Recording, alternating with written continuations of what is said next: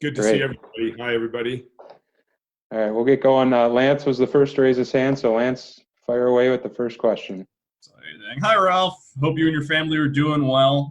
Thanks for doing this. And just to start off, now that you've probably had time to maybe reflect on this season, you're 1 year into your plan. You knew it was going to take time to get the team from that bottom portion of the league to the middle and the top. So where do you think your plan is, 1 year in on the job, and what does this group need to do to get to that next level to be in the playoff conversation?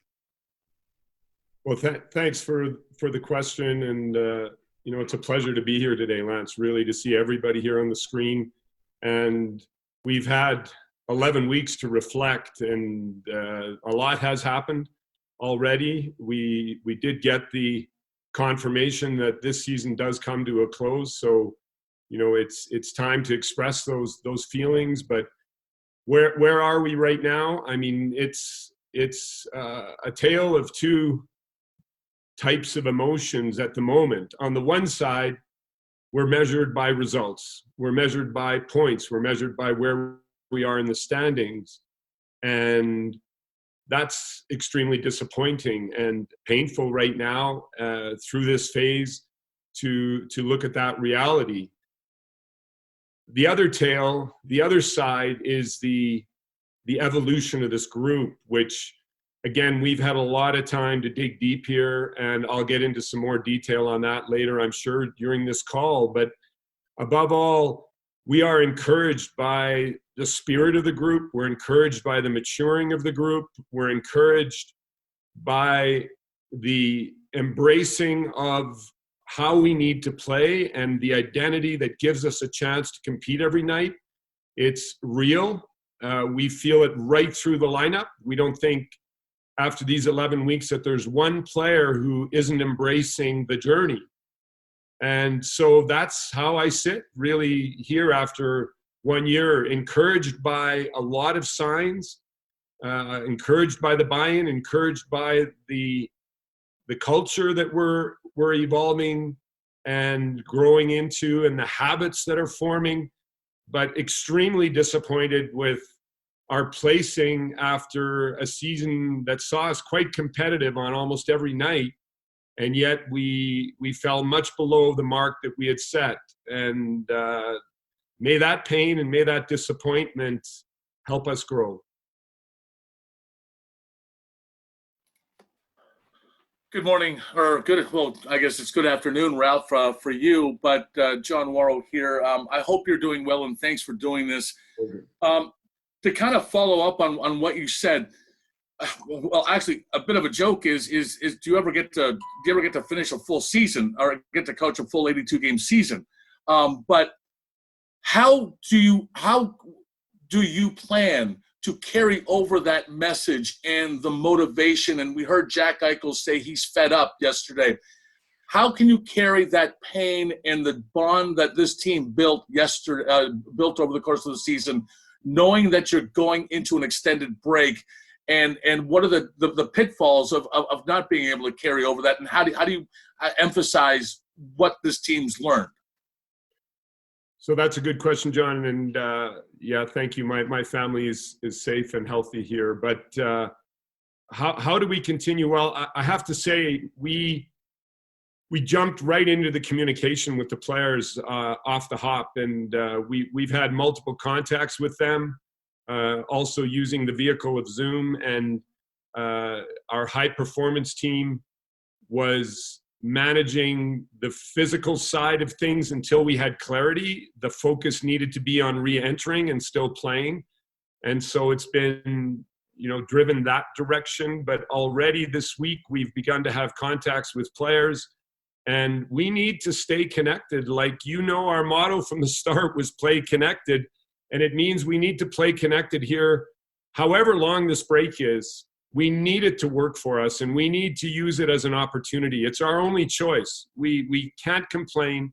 It's a waste of energy. We can't feel sorry for ourselves for not being in a potential hypothetical playoff. But again, we were responsible for that, and now we need to be responsible for this time that we have. And how do we do it? Is just staying strong in our communication. We right through the season communicated very strongly with the players, and we're continuing to do that here in the summer. We're doing group meetings, we're doing group chats with them, we're doing one-on-one chats. We're not trying to suffocate them, but we are staying in a high quality way connected to the players, and we're going to stay on them. We're going to set measurable targets. And what I feel right now out of my heart is that this group, when they get to play again together, is going to be extremely hungry to work towards that next level. I really have that impression after 11 weeks of interaction with them. Thanks, Joe. Hey, Ralph, good to see you again. Matt Bove from Channel 7 here. First off, thanks for showing up with the blazer on. You really put us all to shame. So nice work there. You know, yesterday and the day before, we talked to so many of your players, and they all brought up your leadership ability and what you brought to that locker room.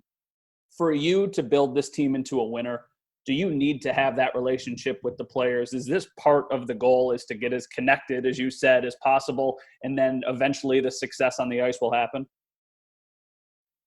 Well, you know, it's not something that I do strategically. It's what I do as a leader naturally, and I enjoy so much, the good and the bad. I enjoy the dialogue with you all. I enjoy it with the players. I like to be challenged by you. I like to be challenged by the players. And so what we have here is, a situation where we need to continue to grow out of those challenges with each other, and we need to grow out of the frustrations that we've had in the past. And I think that working together here as a group moving forward is going to be extremely exciting when I look at how honest the players communicate with us, and Matt, I lost you just on the last part of your question there. Here you go. Can you get Matt the mic again?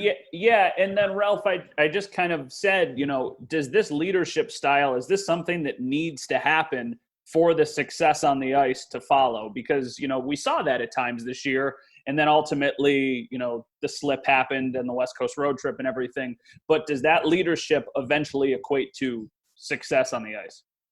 Well, I think that's, thank you. Sorry about that, Matt. But quite clearly, I believe that leadership needs to drive two main components into a team. And the number one level of respect that we need to have within each other is based on, creating a positive environment, and a leader drives that. If I'm expecting a positive, constructive, solution-focused environment from the players, yet I am beating on them and dragging them down and not living that way, it doesn't work. So I just believe that I need to be part of that process and an example in that process. And the other side is, of course, the discipline that we need. And I want to tell you right now, as a leader, I am so excited about the sacrifice and the work ethic that we've brought into this group. There was a lot of it naturally, but it's coming in the whole. And, as a leader, those need to be the driving factors, that you create an environment where everybody respects each other, so we can trust each other to communicate openly. And the other is to create an environment where everybody tries to improve every day and works extremely hard in the moment on what they can control. And I need to do that as a leader, as I expect that from the players. And I feel on both those counts, we are evolving in the right direction. Hi, Ralph. Wonderful to see you. Good to talk with you today. To kind of tag up on Matt's question, what does it mean to you to have the players almost unprompted speak up for you and to say how happy they were with you, and even Jack going as far as to say that you're the most natural born leader he's ever met? Well, it's always wonderful to feel that openness, because usually players aren't that open in their communication. I have to tell you, on multiple levels, 1 year ago, I did not know the city of Buffalo. I did not know the ownership of Buffalo. I didn't know what the coaching job was going to be like in Buffalo. I certainly didn't know the players or the staff in Buffalo, and I didn't know the fan base. And one thing I can tell you when you're in is we live in the heart of Buffalo, and my wife and I really enjoy the city, number one. Number two, the ownership, the management team, these are good people. They are wonderful to spend time with. They challenge you in a healthy way and support you in a necessary way, and I enjoy that. And you know, the team, my God, it's been such a joy to work with these guys, and it's just been easy because they are ready for this type of environment, and their natural instincts are able to flow here. And so I like the people I'm working with, my staff, the coaches, and above all, I truly love the Sabres, and I love our fan base. And I know there's pain out there, and I know there's anger, but I feel so many positives after 1 year experience. And the most important thing is who do I work with as a coach every day, and that's the players. And I'm happy to hear they're on board, because the expectations are only going to go up for us as we grow. And when you get those kind of compliments, that's a high bar to jump over and over again. And as a coach, I look forward to trying to do my best to do that again. Hi, Ralph. I'm sure you heard Jack Eichel's comments yesterday.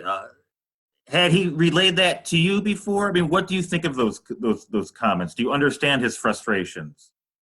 Yeah, hi, Bill. I mean, it's across the board. We are frustrated. I mean, we are not where we want to be, and that's what I mentioned on my very first, answer to Lance's question, was that we're on two different sides here. We're emotionally angry and frustrated because we all know that more than halfway into the season, we were expecting to be a playoff team, and we slipped out of that. And, the targets kept changing, and we needed to win 2 of 3. Then we needed to win 3 of 4. Then we needed to win 4 of 5.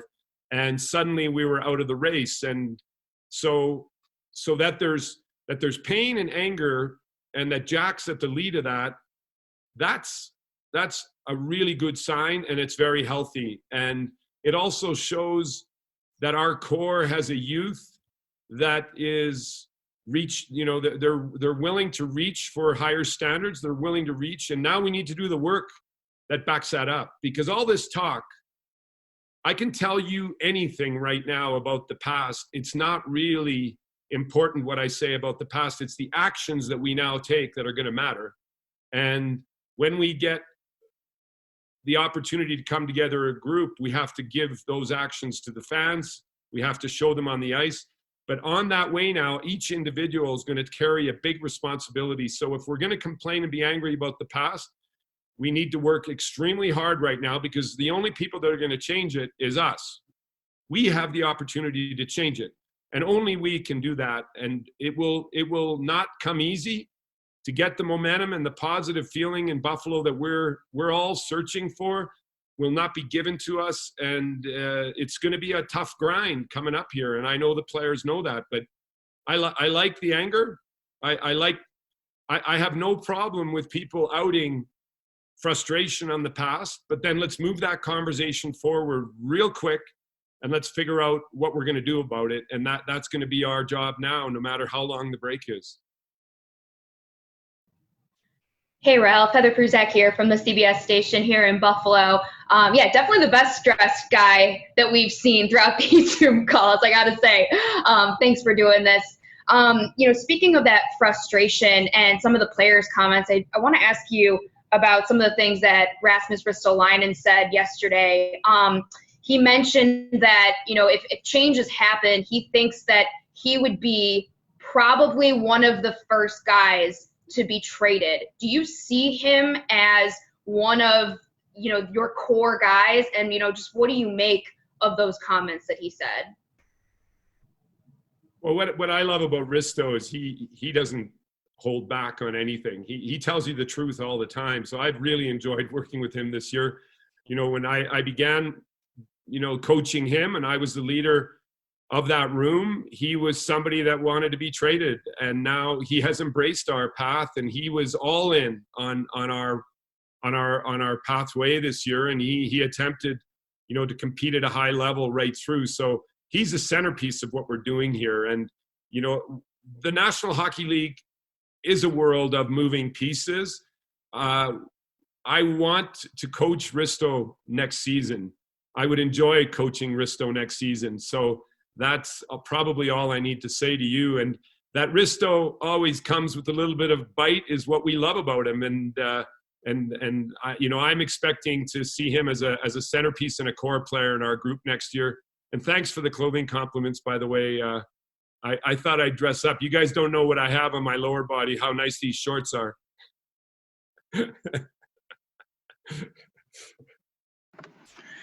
Hey, Ralph. Well, I love the rafters in the background. I'm not going to talk about the clothing. I just like the rafters. That's great. Welcome to my home. Great to see you again. Rasmus Ristolainen also talked about, even before he got in the NHL, he doesn't know what a winning culture is. He said in Finland, coaches got fired every year, GMs got fired every year. He goes, I've never been part of one. I don't know what a winning culture is. And as you move forward now, you've got some guys who have done nothing but lose. I mean, Rasmus talked about 7 years of losing. Jack talked about 5 years of losing. Sam, 6 years of losing. You can throw Gergensons in there. You can throw Larson in there. I mean, they've done nothing but losing in their professional careers. So as you move forward and you want to change that culture, you're trying to change a culture of guys who don't know anything different other than what losing is. So how do you move forward with that? Well, for me, a winning culture is a culture that reaches its potential. So that's the measuring stick for me as a leader, is I, as a coach, need to know at the end of a season that I've pushed a group towards its potential, and each player should demand that of himself. And if we do reach our potential, then we're part of a winning culture. Now, in the National Hockey League, there's one measuring stick, and that's the playoffs. The playoffs, everybody above that line is a winner. Everybody below that line is a loser. It's the reality, and we accept that. And that's what the players are speaking about. But they also have done a lot of winning, especially those two players you just mentioned, Jack and Risto. The work they put in, 365, 24/7, those are athletes. And they're just a couple of the many examples in our team that have helped to take hockey to a whole new level. When I coached this game before I came to the Sabres, it was at a different pace, and it was at a different physicality, and it was at a different technical level. The game has improved so dramatically in the last decade, and it's why it's so beautiful to be a part of this game. And they've worked hard to do that. So they are winners insofar as they're in the National Hockey League, they're at the highest level, but the group that they've been a part of hasn't found the potential above that line, above the playoff line. And that's what we need to find. I see those guys both as winners because of how they compete. I see them both as winners because they care. And I'm just watching what those two guys did the last 11 weeks. They've all purchased fitness equipment. They've all built multiple gyms that they could open to the public just to be ready in case we were playing again. Those aren't losers to me. Those are winners. And what we need to do is get all of those dots connected, all the players, the management, the coaches, the organization, and we need to get it above the line. And that's the challenge.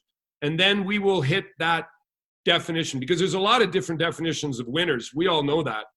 And, for me, that is really important to separate the fact that individuals might be doing what they're needing to do, but the group as a whole hasn't gotten there yet. And that's where we need to go.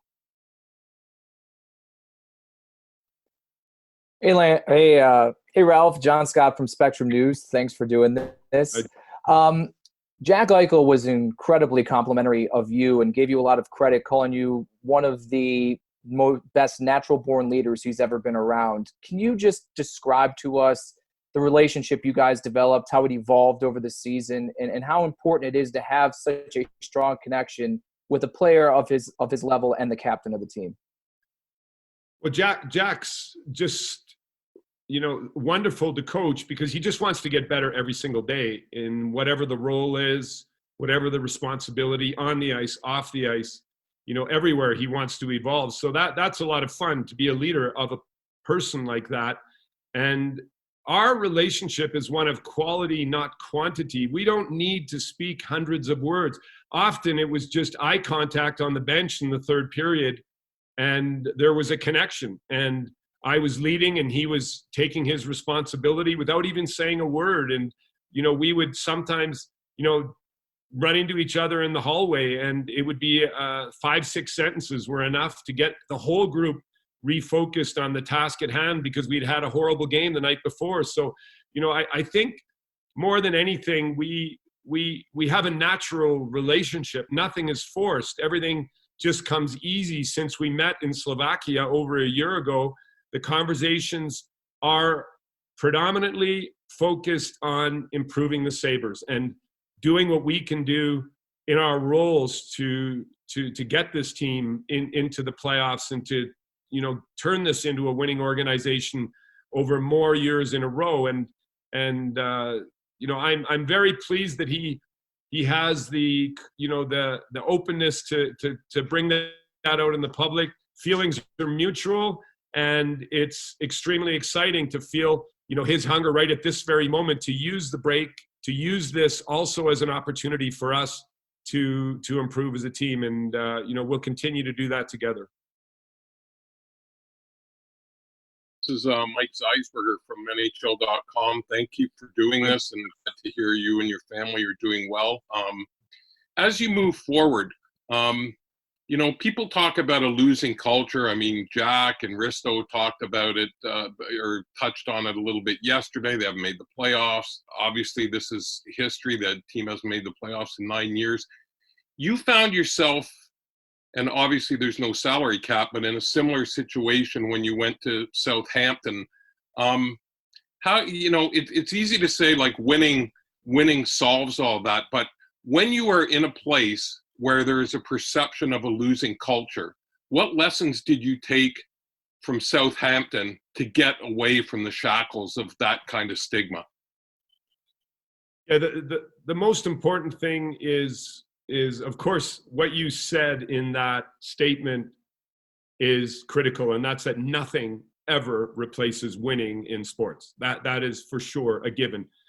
But I believe when you lead in roles in an organization, your focus needs to be on an excellence in everything that we can control, and take that responsibility to heart and make sure you surround yourself with people that buy into that and trust that that will then take you to the winning that all the fans and the outside world judges you on.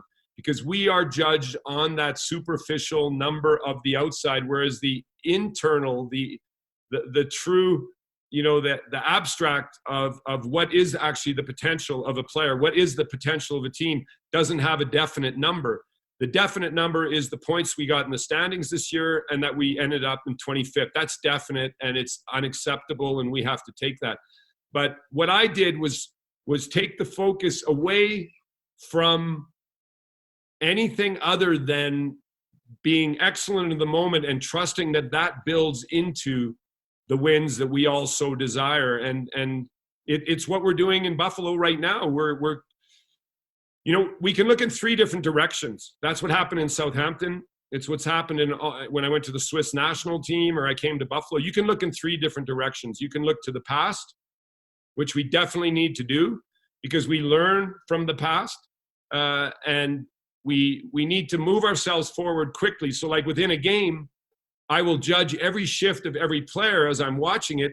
And then I need to move into the next shifts, and he will play or he won't play, or he'll play more, or maybe power play or penalty kill. So you react to that. And after a game, you do that. And after a season, you have to do that. You have to look back. You have to look things in the eye that you didn't like, that you can improve on.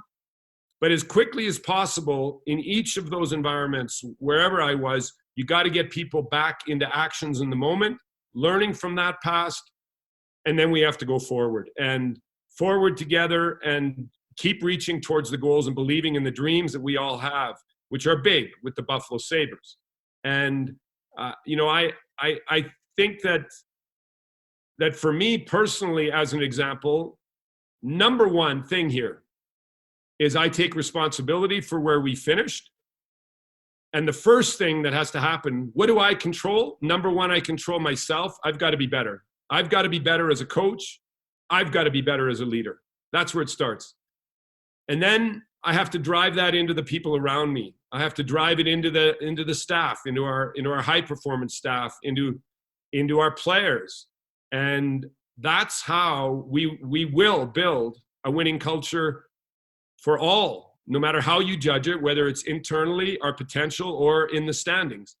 But it's not easy. I've already said it. And, I'm excited about working to get better and growing in what I knew was going to be a difficult challenge. And the history of my time is 1 year now. That's the history I have, but I know so much more than I did a year ago. I have so much more information, and now we need to use it.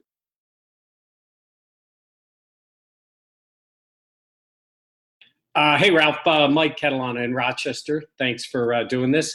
Following what you just said, you come in, and there's not very much patience in sports these days, but you talk about building, right? You're a brand new coach, yet you took over in an organization that's almost a decade without the playoffs. So how do you personally guard against trying to build and knowing this is a fan base that's waited almost a decade to get back in the playoffs and not lose sight of what it takes to actually build? But on the other hand, you got to win. You have those two masters going at the same time. Yeah, I need to make sure we keep it simple and we keep that picture small when we come back together. It's time now to open up the viewfinder. We have opened up that viewfinder with the players. I mentioned to you that the physical side has already been addressed, and all the players bought into that through Instagram, through Zoom, through all kinds of platforms. We've been building an unbelievable physical base with the guys over the last 11 weeks. And, Joe Collins at the head of our high performance, Ed Gannon, JT Allaire, they're, with the fitness have been in contact. So physically we're evolving, and now we're going to regroup. We have clarity. We know it's the off season, and we might have a 2-month extension on the regular off season. So let's, we've kind of said that April maybe becomes June, and away we go on our off season, and we need to use that off season. But then there's the skill side. There's a lot of things we've identified, and the coaches have had meetings weekly on Zoom, and we have taken a deep dive into each individual player, his skill set, the technical, strengths and weaknesses that he has, and what he can do to develop. So we're looking at that. And, tactically, we haven't spent that much time on the overall tactics, overall riding tactics. We were expecting to play games again this season. We didn't want to make any major adjustments. We're going to start looking at that now. And finally, it's the mental side of the group. We need to get better. We seemed to fatigue at times during the season and lose our focus on the game that we all knew we needed to play. The players have said it. They've embraced it. They've tried so hard, but here and there we lost our way.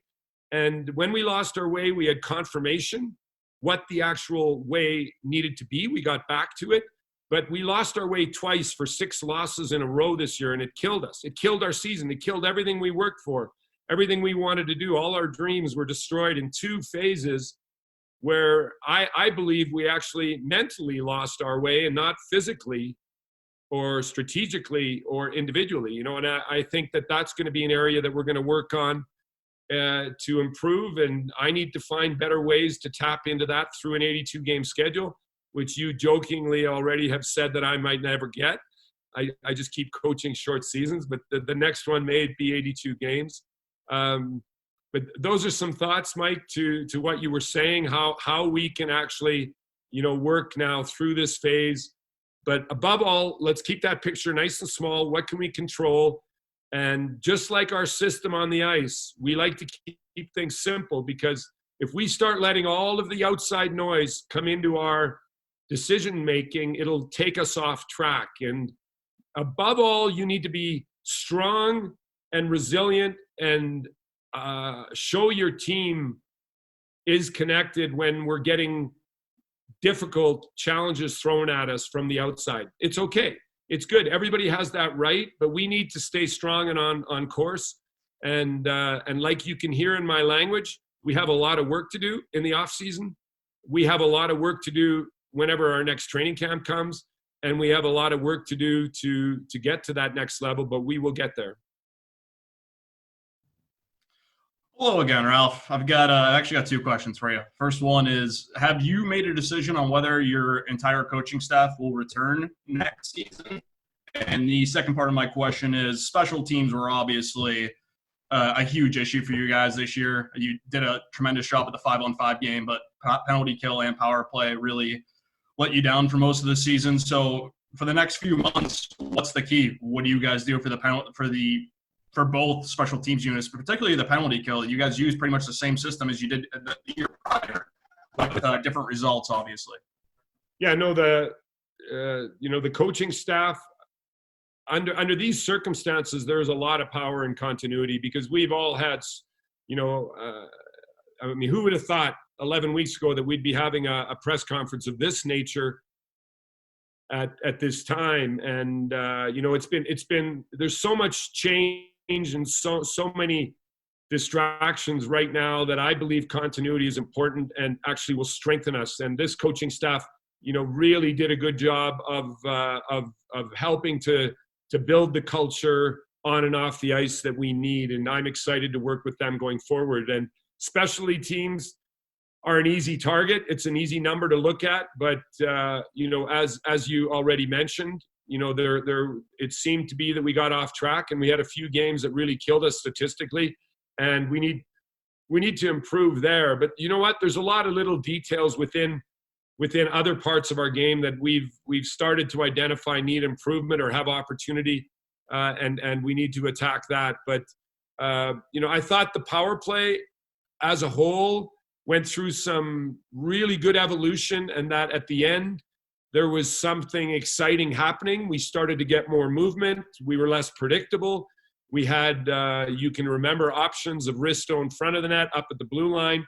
Dahl start to play the offside. Jack had a lot more movement, and we were excited about Sam's play there. That group in general, Ollie was back. That group of five really, really showed potential, and we have good backup behind that and multiple players. But on the PK, I would say, I take responsibility as a head coach for that department not working well, and I look forward to the challenge of improving there. It's always a combination of personnel, systems, and then execution that needs to be looked at. But we will, as I've already mentioned, look at every area that has room for improvement. And you, of course, have identified, how important the specialty teams would be. We love the growth 5-on-5 without the puck. I think the commitment we have there and the understanding of what needs to happen to be competitive at the top level in the NHL was often evident. I think we showed we're not afraid of any team anymore. If there was a fear before the season, it is gone. We looked the biggest teams in the NHL in the eye when we played them. Not a comfort for finishing where we did, but it is encouraging that we've now shook the unnecessary respect, because we are good enough to play against anybody eye to eye on a given night. And so I like that evolution in the team. I thought we were tough to play against, especially at home. I thought we made it uncomfortable for teams, and we were we were quite assertive in the way we defended, especially at home. We need to carry that on the road. We need to underline that game on the road. But I know everybody on this screen right now saw those phases of what we need to do. And for me, again, I want to go back, to what I said earlier on, and that's that I believe mentally we need to get stronger as a group to sustain that level of play right through an 82-game schedule. Hi, Ralph. John Worrell once again. I wanted to draw upon your global experience and your experience in other sports, and try to get your perspective, having seen what's happened to the entire sports landscape. You know, and I'm not minimizing at all the deaths and the tragedies that have occurred, but from a sports perspective and seeing what's happened to that landscape, how do you think sports, perhaps even specifically the NHL, comes out of this at the other end financially, from a fan perspective? Just how do you see it coming out, and how do you foresee it coming out? Well, as the hotspots have moved from China to Europe to North America to South America, and now, you know, sadly rampant in the Amazon, and it's been shocking to see, and it's thrown the whole world off balance. I mean, we are all off balance. There's nobody who wakes up in the morning and goes through an entire day calm and centered right now. It's for different reasons. And, you know, sports draws competitive people. Sports draws people that are not only stretching for wins, but also know how to deal with losses and deal with setbacks. And I believe sports has a huge role in society regaining its confidence and society getting centered and balanced again.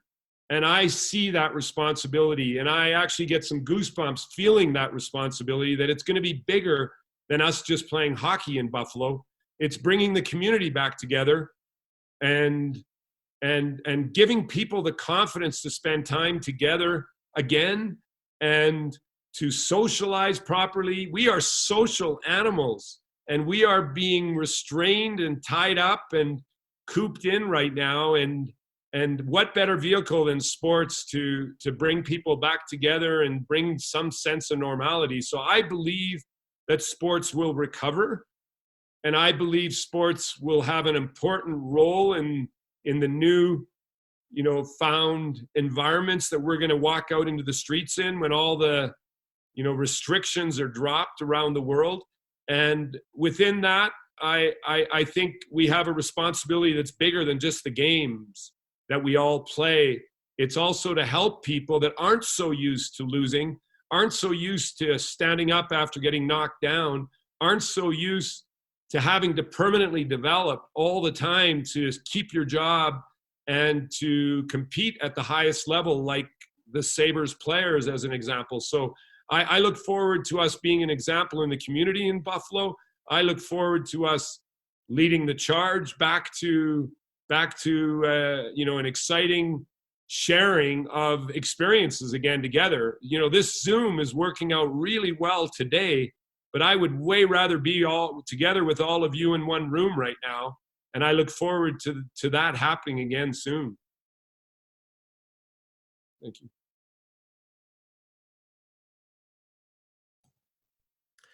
Hi, Ralph. This is Axel Jeroma from NHL.com International. Greetings from Germany. Ciao. And my question is concerning to a German fellow. Could you evaluate the short period of time of Dominik Kahun a little bit right now? And is he also a centerpiece for the future?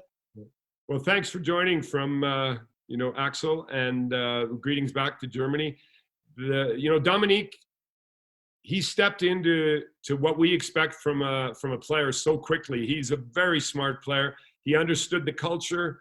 He understood you know, the role that he needed to play, and he seemed to, you know, just fit into our group like a glove. And so as a coaching staff, we hope that everything goes well to have him back into the group next year, and we're excited about his future. You know, he's been playing wing. He's got the potential to possibly also play center eventually. I know I've watched him play in the international game as a centerman. So, you know, that excites us. But no, Dominik left a really good impression, and he was a strong cultural and athletic fit into our team. Hey, Ralph, Greg Vorse from Spectrum News here in Buffalo. Your guys put it very bluntly that it sucks. They're not going to get to play games for 9 or 10 months. You've talked about accountability on this call. Knowing it's different for everybody, for a guy living in Buffalo versus living in Los Angeles versus living in Sweden, what are your expectations for your guys over these next few months, with what are obviously very uncertain times? Yeah, the expectations, and that's a really good word, Greg, because one of the things we work on with the players is always keeping our expectations on the table. Everybody knows, we know what they want, they know what we want, and so on. And so, you know, as I've already mentioned, we began a few weeks after the quarantine. We began communicating with the players, and we've continued to do that. And they were outstanding in how they kept themselves physically fit. Holding on to that hope of still playing some games together is what we were hoping would happen. Now, you know, the NHL has done an amazing job of keeping, you know, the hope alive that there's going to be a season. But as I've already mentioned, you know, the playoffs happening are still hypothetical. You know, we wish that it happens. We hope it comes through. No matter what happens on that side, we know what our plan is now, and that is to begin the off season. So there will be a certain regeneration phase here, and then we will look to peak at a later date than anybody going into playoff mode right now. So there's been an adjustment of that already, and you know, for us, it's just going to be really important, Greg, to keep those expectations in a healthy way, that the players understand the rest when they need it, the work when they need it, and you know, our high performance people are working really tight with all the personal trainers of the players. They already have good relationships. They've flown out there multiple times to most of the players in the past summers. So, you know, we've already built trust and relationships there that'll help us a lot in this situation of distance. And like you said, everybody having diverse circumstances from which to work, but most of them are starting to trickle back on the ice. Most of them have their equipment back and are being able to get into rinks. So, you know, it is going to be a while, but, you know, if we use this time properly, we will come out of it physically stronger, and we'll be a better team for it. And it's just important that we continually communicate those expectations with each other and keep things moving constructively forward. Hello, Ralph. I'm glad to hear you and the family are doing well over there. Very glad to hear that. You're welcome. As you know, I enjoy hearing all your views outside of hockey. You touched on what sports can do.